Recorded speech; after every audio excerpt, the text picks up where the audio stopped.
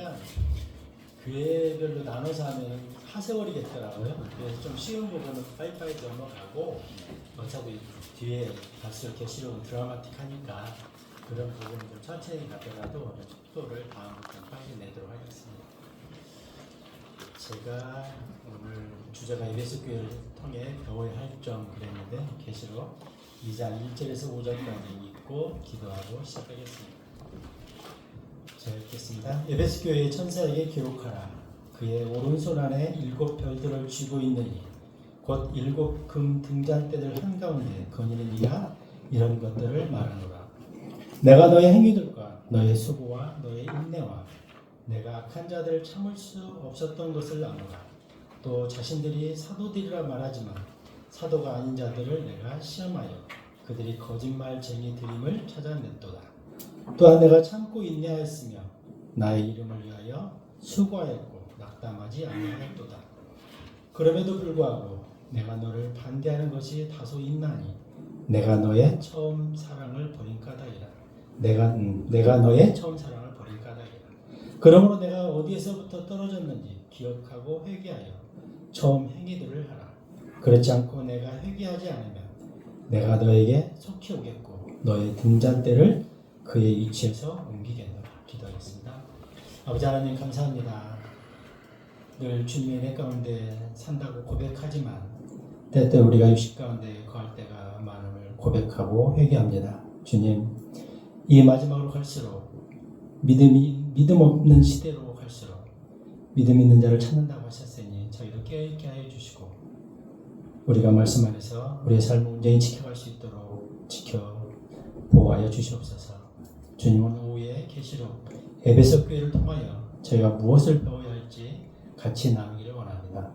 주님 함께하여 주시고 말씀을 풀어주시고 또 잘 이해할 수 있도록 도와주시옵소서. 감사드리며 우리 주 예수 그리스도의 이름으로 기도했습니다. 아멘. 오후 시간에는 점심이 기다리는 것도 아니고 편안하니까요. 하다가 이렇게 궁금한 거 있으면 이렇게 그냥 자연스럽게 질의도 하시면서 이렇게 했으면 좋겠어요. 오전에 한 것도 하실 것도 물어보시고 그러고요. 제가 아는 범위 내에서 같이 나누는 그런 시간들이 됐으면 좋겠습니다. 예수님께서는 그 마태복음 16장 18장 그 믿음의 고백 위에 처음 교회를 세우십니다.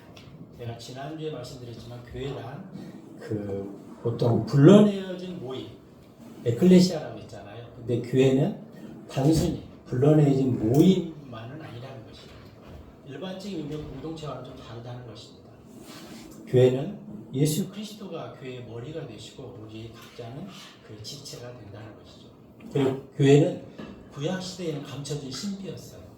에베소 3장 5절 6절에도 보면은 알려지지 않은 신비였다 이렇게 말씀하고 있거든요.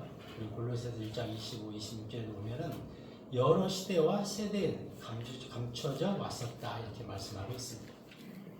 사실은 예수님께서는 구약 시대가 쭉 율법 시대로 이어져 오고 그 다음에 초기 공생의 기간을 거치면서 어쨌든 예수님은 그리스도 유대인의 왕으로 오셨잖아요. 근데 그 상태에서 아마도 교회는 이렇게 베일에 가려져 있었던 게 아닌가.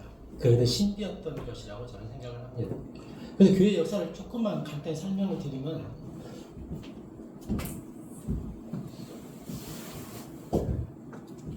예를 들어서 BC 4000년에 하나님께서 세상을 창조하셨다고 했을 때 쭉 오는데 그냥 편하게 말씀드려서 AD 30년 이때 예수님께서 죽으시고 부활하시고 그 다음에 40일 동안 이 땅에 머무시다가 40일 후에 승천하시잖아요. 그리고 오순절에 성령 강림을 통해서 교회가 세워지거든요. 그러면은 자 처음 교회가 AD 30년에 태생적으로 출발을 합니다. 그 다음에 313년에 가면은 AD 313년 이때 무슨 일이 있었죠?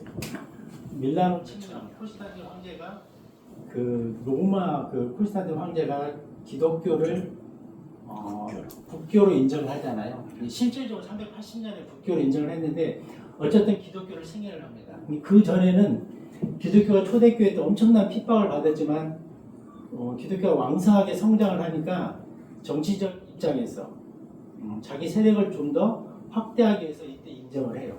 교회를 승인하고 받아들이기 시작합니다. 그럼 이때 어쨌든 좋은 의도든 나쁜 의도든 교회가 태생을 확대해 두는 거거든요. 로마의 국교화되는 거예요. 근데 사실 어떻게 보면 여기서 여기까지 세대가 에베소 교회이고 그 다음에 서머나 교회인가요? 오히려 심한 핍박이 있을 때 이때 성장이 많이 이루어졌어요. 그리고 로마 정부가 기독교를 국교로 승인했을 때 그때부터 어떻게 보면 교회는 약간씩 세상과 타협을 하고 퇴보하기 시작합니다. 그럼 우리가 여기서 제가 이걸 말씀드리려고 하는 게 아니라 제가 핵심 포인트는 뭔지 국교가 루테에 오다가 루테의 종교개혁이 1611년 17년인가요? 17년에 있죠? 네. 1517년인가 보다. 그렇죠? 네. 1517년. 그게 1517년까지 중세 시대에는 암흑기라고 하잖아요. 이때는 성경을 아무나 읽을 수도 없었고, 그 다음에 라틴어 성경만 인정을 해요. 일반 서민들은 일반 교민들은 성경을 접할 수가 없었던 시대라는 거예요. 그래서 종교 개혁과 더불어 이때 출발하는 게 소위 개신교라고 하잖아요. 네. 다시게 새신 교회, 다시 시작한 교회다 이거죠. 개신교. 그러니까 이거를 프로테스탄티즘, 그렇죠. 프로테스트, 저항하다, 반대하다. 장로니, 감로교회니, 뭐 순복음은 최근이고, 뭐 순복음이니, 뭐 예를 들어서 모든 교회들이 이때 카톨릭이라는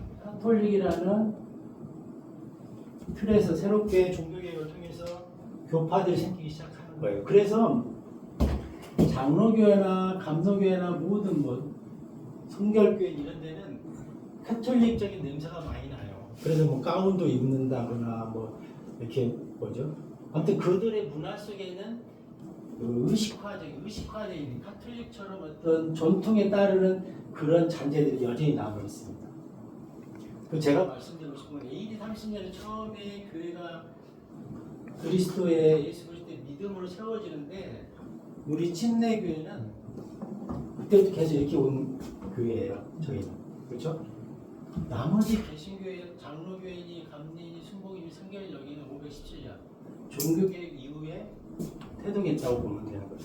그렇죠? 우리는 뿌리가 있는 집안 사람들이에요. 그리고 우리는 처음부터 믿음 위에 세워져 있다는 거죠. 그래서 여기는 아무리 개신교라고 하지만 완전한 그 종교개혁이 이루어진 건 아니잖아요. 이때까지는 이 사람들은 성경도 몰랐고 그 다음에 여전히 이 전통, 카톨릭의 전통이 남아있었고 그래서 이 사람들은 요즘 그 뭐라고 WCC 종교 단일화 운동 같은 거에 쉽게 찬성하지 않아요. 원뿌리가 어떻게 보면 같을 수 있다는 거예요. 딱 하나 기억해 두실 것이 우리 침례교회는 처음에 20, 30년에 세워진 초대교회가 전통을 이어져온 교회다. 우리는 뼈대가 있는 집안이기 때문에 우리는 성경에 대해서 조금 자부심을 가져야 되고 말씀 그대로를 믿는 교회가 돼야 된다는 것이죠. 네. 그래서 개신교하고는 너무너무 차이가 납니다. 사실은. 그래서 에베소 지역에 소아시아라는 그 지역에 7교회를 이렇게 시계 방향으로 에베소 교회부터 서머나 교회 쭉 세워지는데 이 지난주에 말씀드렸다시피 이 7개의 교회는 교회사적인 역사 속에서 어떤 시대적인 그런 그 배경을 좀 가지고도 있다고 많이들 설명하고 있고 실제로 그런 것 같아요. 근데 에베소 교회는 그렇게 봤을 때 AD 30년부터 100년에서 200년 사이 보통 주장한 학자들이마다 다른데 100년이라고 하는 사람도 있고 200년까지 에베소 교회를 보기도 하고 그렇습니다. 그래서 에베소 교회는 소아시아가 뭘까 이렇게 좀 궁금할 수 있는데요. 그냥 그거는 지리적인 하나의 명칭인데 그 아나톨리아 반도 그 오늘날로 말하면 터키, 투르키에 그 지역을 이제 아시아에서도 소아시아. 왜 너무 아시아는 인도차이나 반도로부터 해서 아랍 지역에 너무 크잖아요. 그래서 그 지역만 띄어서 소아시아라 이렇게 불렀다는 것이죠. 그래서 이 에베소 지역, 이게 항구 도시인데 여기는 특별하게 이 배가 도시까지 들어갈 수 있는 그런 특별한 구조를 가졌었다고 그래요. 그래서 보통 고린도나 에베소나 이 항구 도시들이 문화가 먼저 발달했고 경제적인 물질적인 풍요가 있었고 또 그런 속에서 퇴폐적인 문화도 발달하고 이런 좀 복합적인 그런 배경을 가지고 있습니다. 그래서 에베소 교회도 그런 곳이었고 이 에베소 지역이 유럽과 그 다음에 중동, 아시아 이런 데를 다 연결하는 교통 허브 지역이라고 해요. 실제로 이 지도상에 보면은 그렇게 보입니다. 그래서 아마도 하나님께서는 처음에 이 소아시아 지역에 복음이 먼저 들어가게 했고 거기를 배경으로 유럽, 중동, 아시아 이렇게 복음이 이렇게 전파될 수 있도록 그렇게 했던 것 같습니다. 그래서 에베소에서는 사도행전에 쭉 나오지만 그 우상 제조 산업이 주류 사업이 될 정도로 굉장히 우상 숭배가 컸던 도시입니다. 7대 불가사의 중에 하나라고는 다이아나 신전이 있었잖아요. 사도행전 그 19장에 쭉 보면은. 그래서 에베소 사람들은 다이아나 신전을 마치 자기들을 지켜주는 다산의 여신처럼 이렇게 믿었던 지역이기도 합니다. 그런데 이 당시에 그 다이아나 신전에 있는 그 신전이 제가 기록을 보니까 길이가 115m, 폭이 55m, 높이가 18m니까 그 당시로서는 엄청난 규모였던 것 같아요. AD 30년이죠. AD 한 100년 이내니까요. 엄청나게 큰 7대 불가사의 중에 하나인 다이아나 신전이 있었던 곳이라는 것이죠. 그리고 에베소 교회는 바울이 2차 선교 여행 때 그때 잠시 들려서 세웠던 교회이기도 합니다. 그래서 바울이 2차 선교여행이 주로 마케도니아, 그 다음에 고린도, 그리스 고린도, 그 다음에 에베소로 선교여행을 하고 돌아오는 길에 에베소에 들려서 복음을 전했고, 이제 그게 계기가 돼서 이제 에베소 교회가 세워졌다는 것이죠. 우리가 보통 보는 그 빌립보 감옥 이야기, 그 간수 얘기 있잖아요. 감옥에 갇혔을 때 바울과 신라가 찬양 불렀을 때 감옥문이 열리고 그게 다 2차 전도여행 때 일어났던 일들입니다. 그리고 이때 아까도 말씀드렸지만 그 아굴라와 아퀴라, 프리스길라 이렇게 부르네요. 표준역에서는 그들과 같이 텐트 메이커로서 같이 일을 했고 그들을 알게 됐고 그래서 2차 전도여행 때 그들이 고린도에서 에베소까지 같이 동행했고 그 다음에 에베소 교회에 그들 남겨두었던 그런 2차 전도여행 때 그런 일이 있었습니다.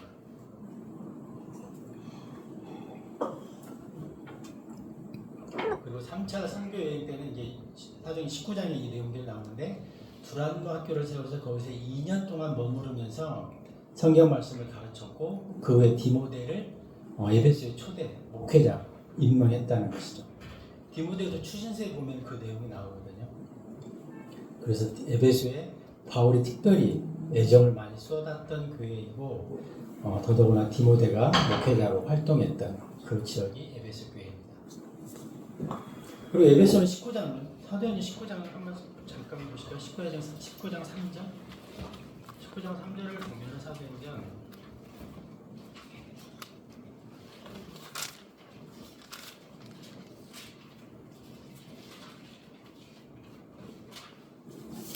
3절 4절 한번 읽어볼게요. 그러자 그가 그들에게 말하기를 그렇다면 너희는 무슨 침례까지 받았느냐 하니라. 이에 그들이 말하기를 요한의 침례까지나 하였더라.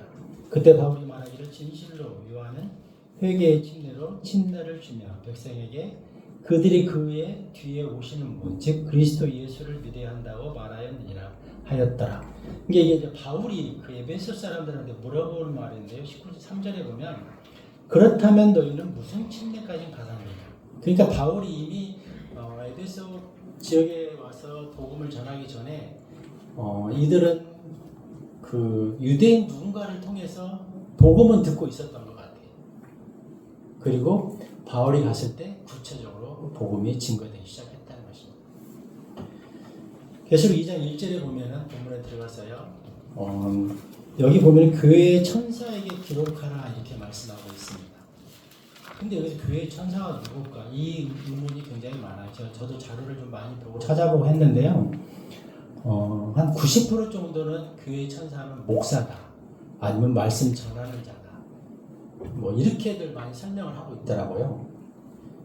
근데 3장 계시록 3장 16절 한번 보실래요? 3장 16절. 그렇다면 너가 그토록 미지근하여 차갑지도 않고 뜨겁지도 않은 까닭에 나는 나의 입에서 너를 토해내겠노라. 3장 16절에 보면은 너를 토해내겠다고 그러거든요. 천사가 만약에 목사라면은 목사를 토해내겠다고 지금 주님 말씀하시는 건데 좀 이건 아닌 것 같아요. 교회가 잘못 세워지는 건 물론 목사의 영향이 절대적이긴 하지만 우리가 말씀드렸다시피 교회의 머리는 그리스도시고 우리는 다 같은 지체인데 목사 한 명의 전적인 책임이라고는 할 수 없거든요. 그랬을 때 이게 에베소 교회의 천사 이거는 여러 가지 그냥 예를 들어 목사다 교회를 담당하고 있는 목사다 아니면 말씀 전하는 자 이렇게 하면 편하긴 한데 그게 다는 아닌 것 같다는 거죠. 마태복음 18장 10절 한번 보실까요? 마태복음 18장 10절.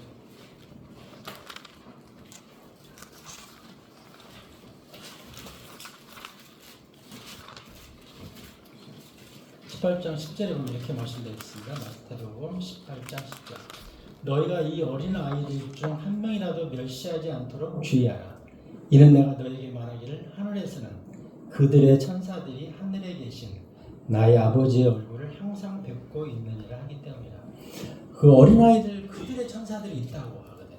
그러니까 이 천사의 역할이 뭔가 이 구원받은 성도 아니면 교회와 하나님을 매개로 연결해주는 어떤 그런 존재, 현현이라는 존재다.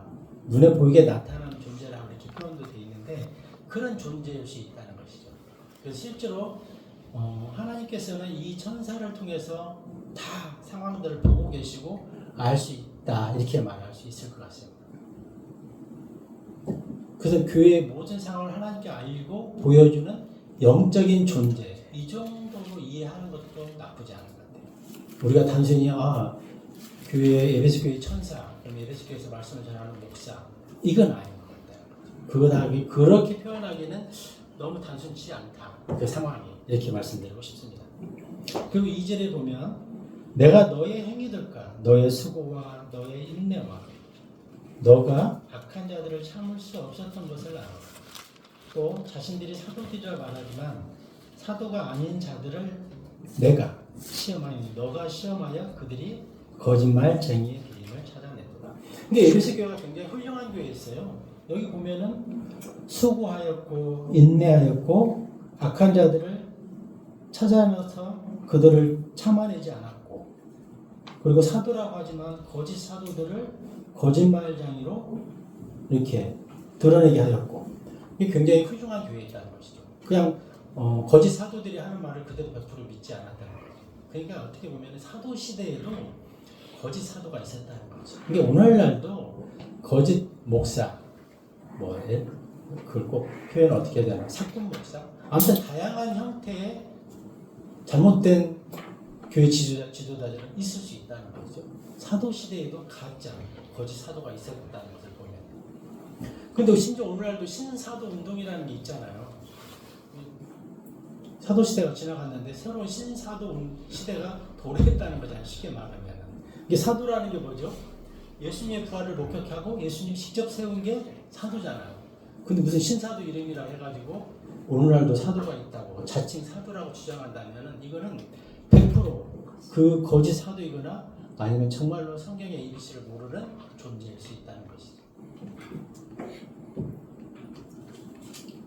사실 초대교회 때는 어떻게 보면 성경책이 없었잖아요. 그래서 하나님께서는 사도들에게 특별한 권능을 부여해서 이 주님의 말씀에 대한 권능을 이렇게 사람들로 하여금 이해하게 하고 받아들일 수 있도록 그런 목적으로 사도를 세워주셨고 특별한 이 권능들을 행사할 수 있도록 능력을 주었던 건데 이게 오늘 사도라고 하면은 어떤 그런 것들 권능 아니면 인간적인 어떤 그런 약점을 초월하는 초능력자 그렇게 보이기 위해서 이런 사도라고 주장할 수 있다는 것이죠.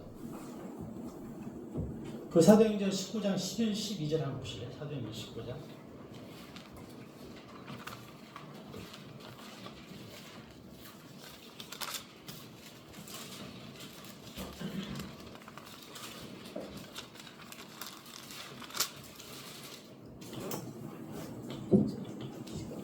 사도행전 19장 11, 12절입니다. 그리고 하나님께서 바울의 두 손을 통하여 특별한 기적들을 발견하셨다는 게 그 기적을 행하셨다는 거죠. 그렇게 하여 그의 몸에서 나온 손수건들이나 앞치마들이 병든 자들에게 이르면 질병들이 그들에게서 떠났고 악한 영들이 그들에게서 나갔더라. 사도 바울의 손수건만 만져도 병이 다 나왔어요. 초기에 그 정도로 사도가 능력이 있었다는 거죠. 오늘날 이 정도 되면 뒤집어질 텐데 서울에 수백만이 다 몰려올 텐데.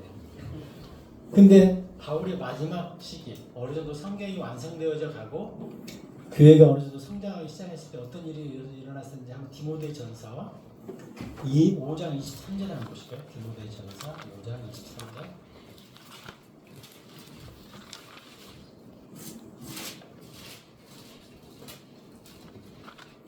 23절 너희 이전과 자주 앓는 너의 질환들로 인하여 더는 물만 마시지 말고 소량의 포도즙을 사용하라. 사도 바울도 이제는 어쩔 수 없는 거예요. 고쳐지지가 않는 거예요. 그러니까 이렇게 처방을 내려주잖아요. 그렇게 한번 해보라고. 디모데후서 4장 20절 한번 보실래요? 디모데후서 4장 20절.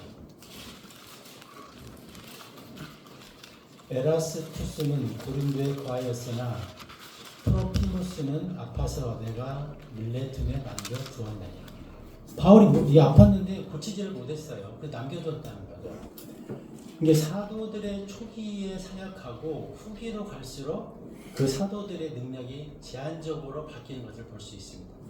근데 오늘날 성경이 다 완성됐는데 무슨 신사도가 나타나가지고 막 병을 고치고 이건 말이 안 되는 거죠.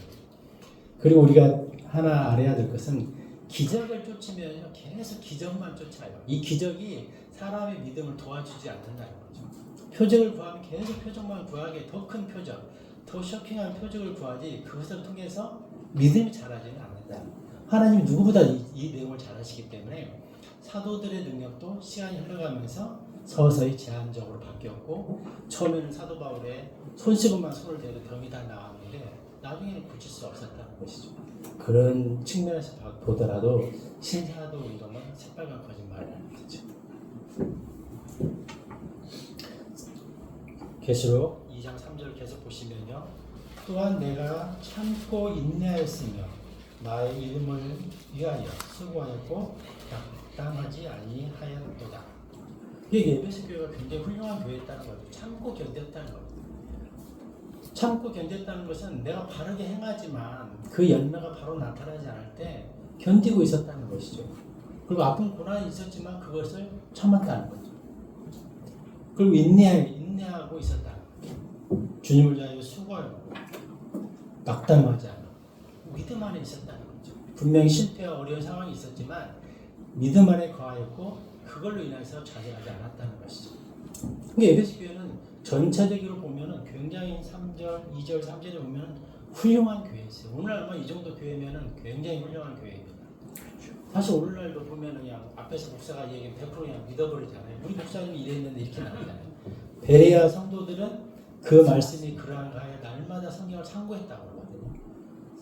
성경이 조금 뭔가 이상하네 하면은 찾아보고 연구해 볼 필요가 있는 거예요. 왜? 우리는 이미 모든 사람한테 성경이 주어졌고 베드로전서 2장 9절처럼 우리는 만인 제사장이에요. 우리는 다 왕같은 제사장들이잖아요. 우리 자체가. 4절에 계속 이어서 보면은 이렇게 시작합니다. 접속사. 그럼에도 불구하고 이게 너희가 참 잘했는데 그럼에도 불구하고 내가 너를 반대하는 것이 다소 있나니 내가 너의 처음 사랑을 버린 까닭이다. 이게 다 좋았어요. 지적으로도 좋았고 분별력도 있었고 열심도 있었는데 처음 사랑을 버렸다는 거죠. 저는 이걸 4절을 보면서 이게 참 독립침례교회가 가장 많이 배워야 할 점이다. 독립침례교회는 아시는 분들은 다 아시겠지만 배경이 이렇습니다. 장로교회나 일반 교회 다니다가 너무 성경에 궁금한 것도 많고 뭔가 좀 이상한 것도 많은 거예요. 그래서 어느 날 독립침대기에 와봤더니 세대주의적 관점에서 문자적으로 성경을 풀어주고 다 이해가 되고 설명이 다 되는 거예요. 너무 좋았잖아요. 그러다 보니까 지적으로 굉장히 열정적으로 지적인 것을 추구하게 되는 거죠. 그러다 보니까 본질적인 그리스도의 본질적인 사랑에 대해서는 잊어버리기 쉽다는 거죠. 그걸 좀 등한시하게 됐다는 거죠. 그래서 심지어는 교회 내에서 주고받는 상처들이 제법 있어요. 그래서 심한 경우는 좀 나하고 마음에 들맞으면 다른 교회로 떠났으면 하는 그런 경우도 많고 실제로 수많은 사람들이 방황하고 여기저기 찾아다니는 경우가 의외로 많습니다. 근데 오늘 예배식 교회를 통해서 예수님이 분명히 말씀하시는 것은 지식이 지적인 게 성경적인 지식이 많아지고 분별력도 있고 열심도 있는 거 다 좋은데 그리스도의 사랑을 잃어버리면 아무것도 아니라는 거죠. 왜?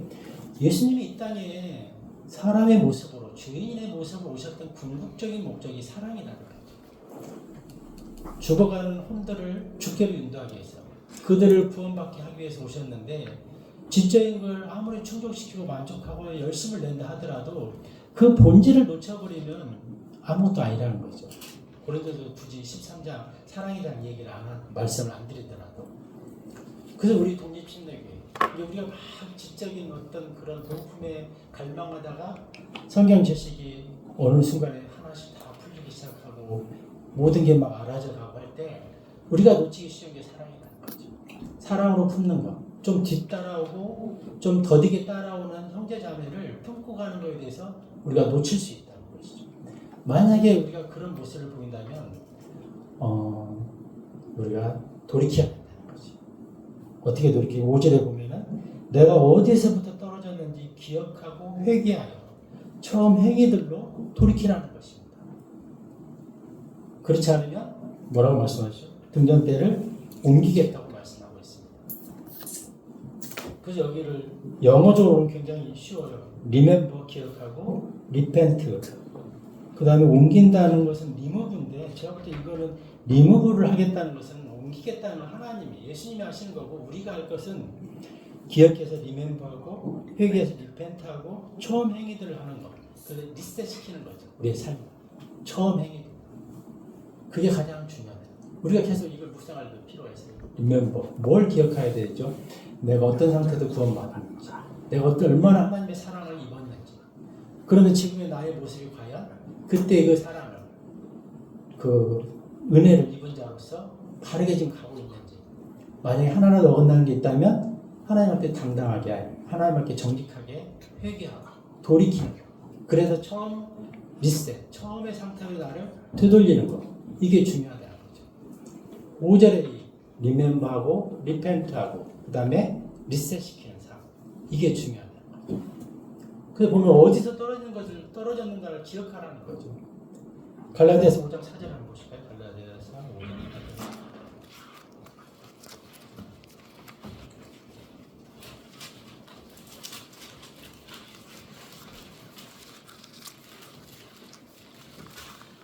너희 중 율법으로 정당함을 입증받은 자는 갈라디아서 5장 4절입니다. 너희 중 율법으로 정당함을 입증받은 자는 누구든지 그리스도께서 너에게 전혀 효력이 없게 되나니 너희는 은혜로부터 떨어지느니라. 우리가 율법으로 정당하다고 주장하면 우리가 성경 지식으로 남보다 더 뛰어나다고 주장하면 율법에서 아니 은혜에서 벗어났다는 거죠. 그것을 기억하라고 지금 말씀하는 겁니다. 그래서 우리는 누구도 하나님의 은혜 없이는 존재할 수가 없다는 거죠. 내가 아무리 성경 지식을 많이 알고 아무리 하나님의 일을 열심히 한다 하더라도 그 배경에는 사랑이 깔려있지 않으면 우리는 하나님 앞에서 잘못 떨어져 나가고 있다는 것입니다. 율법으로 은혜를 대체할 수가 없다는 것이죠. 율법으로 사랑을 대체할 수가 없다는 것입니다. 그래서 교회가 교리적으로 올바라지고 그 다음에 지적인 욕구가 충족되기 시작하면은 사랑에 대해서 좀 무관심해지기가 쉬워요. 이걸 우리가 부인할 수가 없습니다. 그래서 우리가 킹제임스를 알고 세대주의적 관점에서 성경을 보기 시작하고 그러면은 쉽게 판단하기가 쉽다는 것입니다. 그런데 하나님께서는 우리를 지적으로 충족시켜주기 위해서 오시지는 않았어요. 우리를 불쌍히 여기시는 마음, 우리를 구원해 주시고자 오셨다는 거죠. 그래서 우리가 교회는 공동체잖아요. 그리스도가 머리시고 우리는 다 지체라는 거죠. 누구는 팔의 역할을 할 것이고, 누구는 뭐 눈의 역할을 할 수 있고, 입의 역할도 다 다양할 수 있어요. 달란트별로. 그래서 우리는 다 소중히 귀하게 여겨야 된다는 거죠. 제가 그래서 계시록 성경 공부를 이렇게 2장 이 에베소교를 준비하면서 저도 회개한 게 있어요. 제가 이제 우리 진리 찐노교회가 과도기잖아요. 목사님 바뀌면서. 그 마음 가운데 좀 불편함이 있었어요, 솔직히. 근데 제가 그런 부분을 회개하고 어쨌든 이 공동체를 하나님이 세우신 이 공동체를 바르게 합력하여 같이 힘을 합쳐야 되겠다.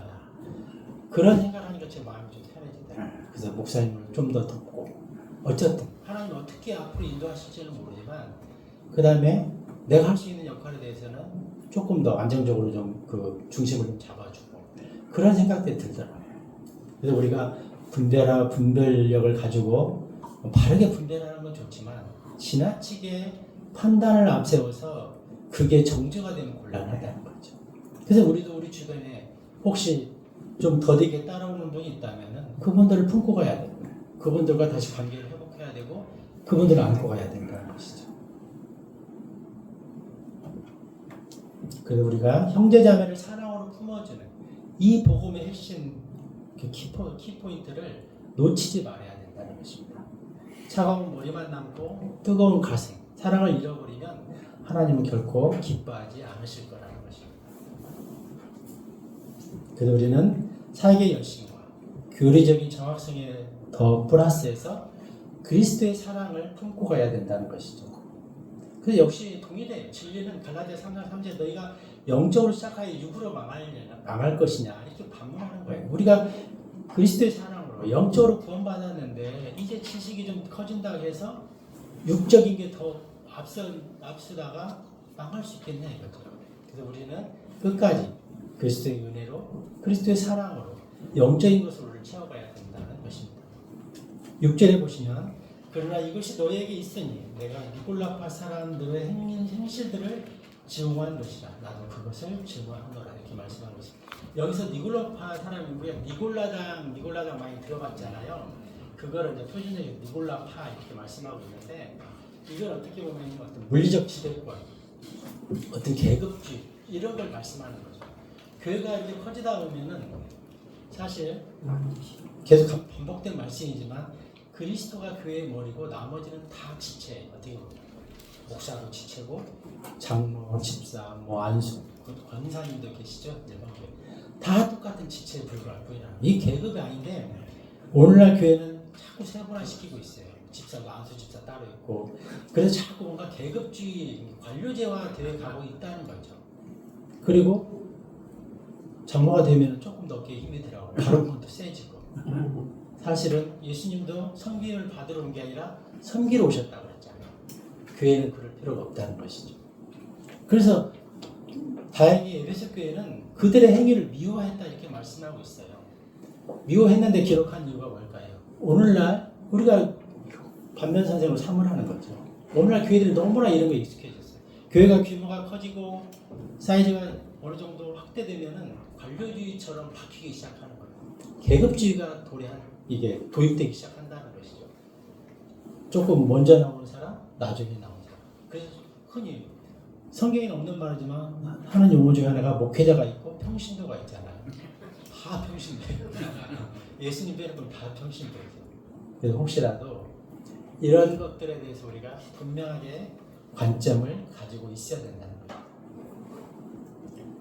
역할은 다를 수 있어요. 그렇지만 그게 직위가 되면 안 된다는 거죠.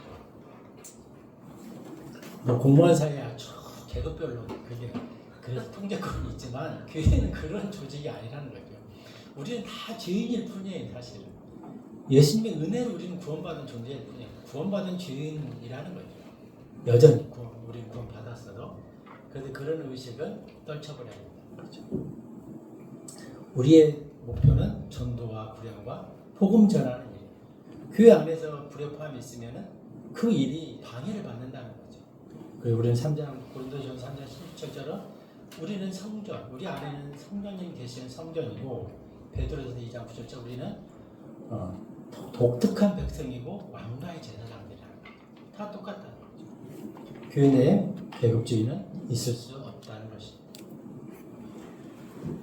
7절에 보시면 귀 있는 자, 그는 성령께서 교회들에게 말씀하시는 것을 들을지어다. 이기는 자에게는 내가 하나님의 낙원 한가운데 있는 생명나무에서 나는 것을 주어 먹게 하겠노라. 여기서 이기는 자가 누구일까요? 뭐 다양할 수 있는데 제가 볼 때는 구원받은 자는 다 이기는 자 편에 서 있습니다. 요즘 동계올림픽 있잖아요. 그래서 뭐 별로 관심이 없어서 경기는 안 보지만 뉴스는 볼 수 있잖아요. 그래서 누가 금메달을 땄더라. 그러면 한 3분, 4분 그 짧은 유튜브 같은 거 보잖아요. 그러면 그걸 보면서 제가 느끼는 건 그런 거죠. 얘가 분명히 금메달을 땄다고 뉴스를 통해서 듣고 이제 보는데 중간에 보면은 막 때로는 3등, 4등 꼴찌를 가기도 하고 우여곡절이 많잖아요. 이게 다양한 그 안에서 그 과정 속에서 그런 걸 많이 보게 돼요.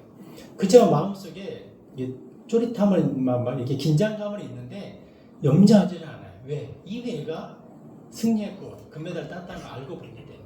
그래서 우리도 우리 삶 속에 때로는 좌절도 있을 수 있고 실패도 있을 수 있어요. 그렇지만 우리는 승리자의 편에 항상 이기는 자 편에 있다는 거죠. 그럼 우리는 잊으면 안 돼요. 우리는 그 말 뭐죠? 속담에 무슨 밭에 불러도 이 땅이 낫다고 그런 말 있죠. 그거는 구원받지 않은 사람이 하는 소리예요. 그 사람 가면 지옥이기 때문에 그 사람은 죽으면 지옥 천국 불타는 호수로 가잖아요. 그러니까 이 땅이 나는 거죠. 하루라도. 왜? 구원의 기회가 있으니까. 그죠? 우리는 그 차원이 아니라는 거죠. 개밥도 개똥밭에 굴러도 이생이 나더라. 우리는 그런 차원. 우리는 이미 승리자의 편에 서 있어요. 우리는 이미 녹화 경기를 보는 사람과 같아요. 우리는 중간중간에 실패도 있고 낙오도 있지만 우리는 이미 승리자의 편에 서 있다는 것입니다. 그 이기는 자를 좀 살펴보려면 요한일서 4장을 한번 보실까요? 요한일서 4장.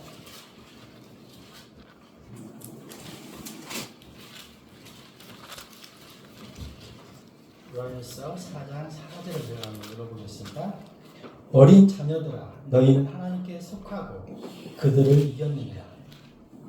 이는 너희 안에 계신 분께서 세상 안에 있는 자보다 더 위대하시기 때문이라.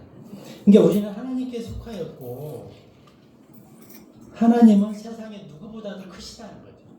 그래서 우리가 그리스도 안에 있으면 우리를 누가 해코지 할 수가 없다는 거예요. 우리는 승리자의 편에 서 있다는 거예요. 우리는 이미 왜 내가 이기는 자는 아니지만 나의 든든한 버팀목, 나의 울타리가 되시는 하나님, 예수 그리스도가 세상보다 크셨고 이긴 자라는 거죠. 그래서 우리는 이미 승리자의 편에 서 있다는 것입니다. 그래서 5절에 보시면 그들은 세상에 속하느니라. 그러므로 그들이 세상에 관하여 말하며 세상은 그들의 말을 듣느니라. 세상에 속한 사람들은 세상의 말을 듣죠. 6절 우리는 하나님께 속하느니라. 하나님을 아는 자는 우리의 말을 듣느니라. 하나님께 속하지 아니하는 자는 우리의 말을 듣지 아니하느니라. 우리가 그런 거 있잖아요. 같이 구원받은 사람끼리는 교제가 잘 되잖아요. 하나님 말씀을 가지고 하면은 정말 성령급보다도 달고 아함을 어하고 그게 되죠. 근데 세상 사람들 해봐요. 첫 마디부터 꼬이기 시작합니다. 그들은 절대 받아들이지 않죠. 이건 너무나 당연한 원리라는 거죠. 왜? 그들에게 성령이 없기 때문에 그럴 수 있어요. 요한일서 5장에 한번 보실까요? 5장에 4절 보시면 이는 무엇이든지 하나님께로부터 태어난 것은 세상을 이기기 때문이다. 그리고 이것이 세상을 이기는 승리니 바로 우리의 믿음이다. 우리는 믿음으로 세상에서 그리스도께로 옮겨진 사람들입니다. 그래서 우리는 이기는 편에 이미 서 있다는 거예요. 우리는 염려할 게 없어요. 그래서 바울이 늘 고백하잖아요. 나는 죽는 게 이득이라고. 우리는 죽어서 손해볼 게 하나도 없어요. 이 정도의 그 든든함이면 되잖아요. 사실은. 그래서 우리는 이기는 자의 편에 이미 서서 다 결론을 알고 있는 싸움을 하고 있는 거예요. 이게 충분히 마음을 놓으시고 염려부심 다 내려놓으시기 바랍니다. 7절 8절 조금만 더 한번 요한일서 5장을 피셨으니까 좀 보시겠습니다. 7절에 이는 하늘에서 증거하시는 세 분이 계시니 아버지와 말씀과 성령님이시며 이 세 분은 하나이시기 때문이야. 이게 삼위일체에 대해 설명하고 있는 거거든요. 아마도 일반 그 개혁성경에 이 7절이 빠져 있을 거예요. 그래서 세 분이 계신데 세 분의 인격, 세 인격이신데 하나님 하나이시라는 거죠. 그 다음에 8절이 좀 어려워요. 그리고 땅에서 증거하는 셋이 있다는 거예요. 하늘에서 증거하시는 세 분이 있었고 땅에서 증거하는 셋이 있으니 성령과 물과 피며 이 셋은 하나 안에서 일치하느니라. 8절은 저도 이것 때문에 참 오래전부터 제가 좀 고민했던 말씀 구절인데 삼위일체를 설명하는 건 아니더라고요. 그거. 네. 여기서 성령, 그야말로 성령님이죠. 이건 명백하게. 그 다음에 물은 육신의 몸으로 오신 예수님이에요. 예수님이 공생애를 시작하실 때 마태복음 4장에 보면은 침례받고 올라올 때 하늘에서는 내 사랑하는 아들이라는 그렇게 음성이 들렸고 성령님의 역사하심으로 그 비둘기같이 성령님이 내려앉았나 올라갔나 이거 아무튼 그랬잖아요. 예수님은 이 육신의 몸으로 사람의 몸으로 오신 물로 오신 분이었고 그 다음에 십자가에서 정말 죄 없는 피를 다 쏟으심으로 우리의 죄 문제를 다 해결하신 분이라는 것이죠. 그래서 예수님의 신성, 예수님은 인성과 신성을 동시에 가지고 있는 분. 그게 물과 피며 이렇게 증거하고 있습니다. 그래서 이 셋은 하나 안에서 일치하느니라. 그래서 7절과 8절은 같은 삼위일체 개념을 아니라는 거죠. 관련 구절을 좀 찾아보면 되는데 그냥 시간도 많이 갔으니까 아무튼 이 정도로 하겠습니다. 그리고 셋은 그냥 예수님. 어디서 8절이에요? 예. 이게 예수님의 사역을 예수님이 인성으로 오셨잖아요. 예. 그 다음에 그 다음에 신성이 있잖아요. 예. 이 두 인성과 신성을 증명하는 게 성령님이라는 거죠. 증명. 그렇게 증거하는. 네, 증거하는. 이거를 같은 삼위일체로 보면 굉장히 꼬여요. 8절이. 그럼 억지로 물은 예수님이고 피는 하나님인데 어떻게 하나님 피와 연결될 수 있을까 계속 고민했는데 그 개념이 아니잖아요. 예수님의 신성과 인성을 나타내요. 그래서 위에는 증거하시는 세 분 이렇게 표현했고 밑에는 땅에서 증거하는 셋 이렇게 표현한 것 같아요. 좀 뭐 어쨌든 또 다른 그 다음에 이제 그 생명나무를 먹게 하리라. 그 계시록에 보면은 그 말이 있거든요. 생명나무에서 나는 것을 주어 먹게 하겠노라. 그러니까 교회는 이렇게 보실 수 있는 것 같아요. 우리가 교회 시대가 이렇게 있죠. 그 다음에 7년 환란 있죠. 7년 환란 아시는 거죠. 예. 그 다음에 천년 왕국이 있죠. 그 다음에 영원 세계 새하늘과 새 땅이 있는데 7년 환란 때는 교회 시대는 하늘에서 신부로서 뭐죠? 공중제일 때 올라가서 없잖아요. 천년 왕국 때는 통치자로서 실질적으로 천년 왕국은 이스라엘이 새롭게 그들이 구원받고 돌아오는 기간일 수 있어요. 7년 환란과 천년 왕국. 그럼 교회 사람의 입장에서 보면 교회는 교회 시대에서 어떻게 보면 천년 왕국으로 아니 그 영원 세계로 넘어가는 경우일 수 있다는 거죠. 그래서 아마도 여기서 말씀은 하나님의 낙원 한가운데 있는 생명나무에서 나는 것을 주어 먹게 하겠노라 이렇게 연결하는 것도 나쁘지 않은 것 같아요. 그래서 아담 안에서 선하게 알게 하는 나무 열매를 먹고 다 죽었는데 이제 그리스도 안에서 우리는 생명나무를 먹고 영원한 생명을 얻은 존재다. 그렇게 이해하셔도 되고요. 그래서 어쨌든 우리는 이 땅에서 어떤 모습으로 살든 우리는 이미 구원받았고 이미 우리는 하나님의 자녀로 새롭게 새 생명을 태어났고 우리는 이기는 자, 승리자의 편에 서 있다는 것입니다. 이 정도면은 정말 우리가 은혜로 구원받았지만 충분한 이 땅에서 어떠한 대가를 치르더라도 이미 보상을 받고 출발하는 존재라는 것입니다. 자, 마지막으로 말씀을 좀 정리하겠습니다. 초기 에베소 교회를 통해서 우리가 알 수 있는 점은 교리가 중요합니다. 그러나 그리스도의 사랑이 빠지면 고린도서 13장의 말씀처럼 우리는 꽹과리가 될 수 있고 그리스도의 사랑을 입어서 오히려 누군가를 상처 주고 힘들게 할 수 있다는 것입니다. 그래서 우리가 어디에서부터 떨어졌는지를 기억하시고 그 다음에 회개하시고 처음 행위로 돌아가야 된다는 것입니다. 그래서 우리의 모든 행위와 동기는 그리스도의 사랑이 밑바탕이 되어야 된다는 것이죠. 혹시나 이게 나의 자랑, 나의 의가 된다면 그것은 불협화음을 만들면 요소가 될 수 있다는 것입니다. 그리고 교회 내에 어떤 계급주의도 있으면 안 된다는 것이죠. 우리 교회는 지금 장로님이나 집사님 계시나요? 한 분은 세우실까? 어쨌든 좋습니다. 그래서 교회, 오늘날 교회는 어떤 직위를 돈 주고 팔고 사기도 한다는데 그래서 자꾸 세분화시켜요. 여러 계층으로. 근데 그거는 성경적으로 옳지 않다. 만약에 이런 것들이 자연스럽게 시간이 흐르면 권리가 되고 지배력으로 작동할 수 있다는 것입니다. 예수님도 섬기는 종으로 오셨는데 섬김을 받는 것이 아니라 섬기는 종으로 오셨는데 우리가 예수님 파리가 되면 안 된다는 것이죠. 우리는 오히려 은혜를 입은 자로서 우리는 정말 값없이 헌신하고 섬기고 봉사할 수 있어야 된다는 것입니다. 그리고 마지막으로 주님은 교회를 밖에서 피상적으로 보거나 판단하지 않으신다는 거예요. 교회 안에서 보시고 계시고 교회 안에서 거니시고 있다는 것입니다. 그래서 예수님은 우리의 중심을 다 보고 계신다는 거죠. 내가 어떤 동기로 하나님께 헌신하고 있는지 어떤 동기로 하나님의 일을 하고 있는지 보고 계신다는 겁니다. 그 우리는 한 시대를 살다 가는 존재들이라는 거죠. 그 우리는 잠시 우리 하나님께서 우리한테 허락하신 그 기간에 머물러 있고 그 기간에 하나님께 쓰임 받을 수도 있고 하나님께 헌신할 수도 있고 그런 기간을 보내다 간다는 것입니다.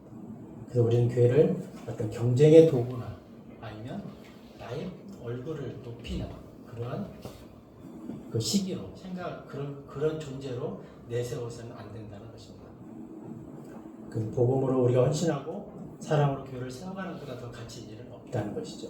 그리고 우리가 에베소 교회를 통해서 배울 수 있는 것은 수고하고 또 교리적으로 바르고 성경적 지식이 커지고 다 중요하다. 그런데 그리스도의 사랑을 잃으면 아무것도 아니다. 그래서 결국은 에베소 교회가 예수님께서 그 등잔대를 옮기셨잖아요. 그 지금 에베소 교회의 자리는 그냥 폐허된 건물만 남아 있잖아요. 그래서 우리가 우리에게 지금 이 시대를 사는 우리로서 이 교회를 잘 보존하고 하나님 뜻 가운데서 잘 사역이 이루어지게 하고 그리고 교회를 우리가 헌신하며 세워가는 그 일에 드려지기를 소망합니다. 네, 기도하고 마치겠습니다. 아버지 하나님 감사합니다.